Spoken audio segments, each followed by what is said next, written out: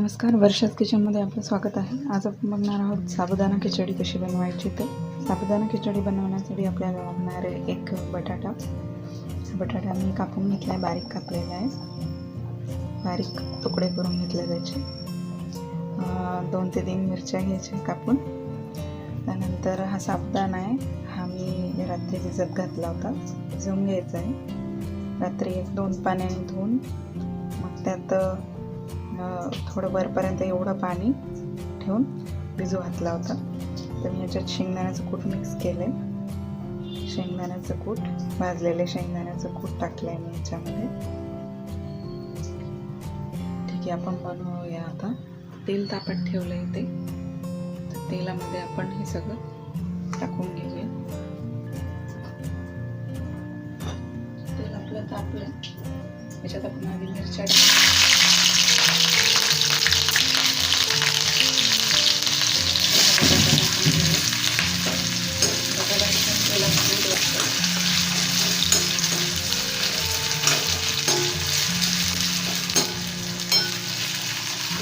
सोनेरी होईपर्यंत आपल्याला तेलामध्ये फ्राय करून घ्यायचं।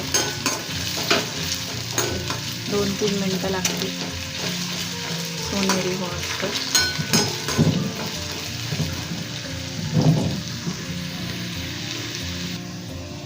शेंगदाण्याचं कूट आपण आधीच साबुदाण्यामध्ये मिक्स करून ठेवायचं आहे।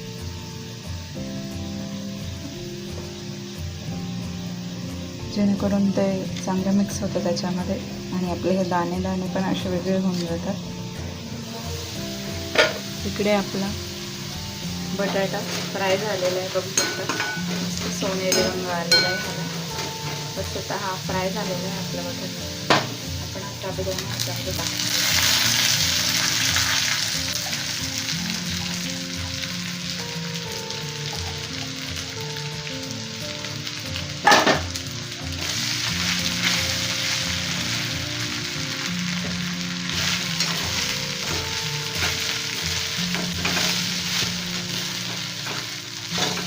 फ्लेम कमी करून घ्यायचं, चांगलं हलवून घ्यायचं।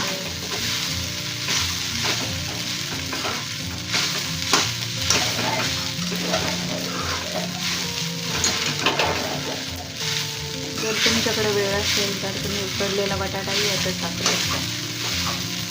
जे आपण तेल गरम केलं होतं त्यामध्ये मिरच्या तळायच्या आणि मग डायरेक्ट साबुदाणा टाकून द्यायचा असा, आणि उकडलेला बटाटा जो आहे तो सगळ्यात शेवटी टाकायचा त्याच्यामध्ये।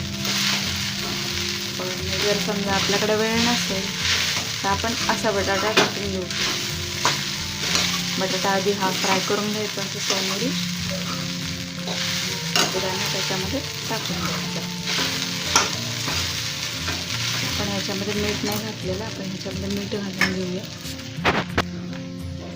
मीठ घालून घेऊया आपण ह्याच्यात चवीनुसार तरी घालू शकतो।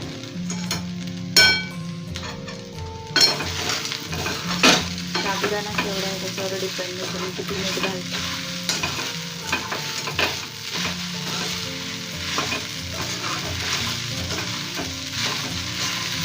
अशा प्रकारे आपली ही साबुदाणा खिचडी तयार आहे। अशा प्रकारे आपली साबुदाणा खिचडी खाण्यासाठी तयार आहे, रेडी टू ईट। जर तुम्हाला माझा व्हिडिओ आवडला असेल तर लाईक करा, शेअर करा, सबस्क्राईब करा। थँक्यू।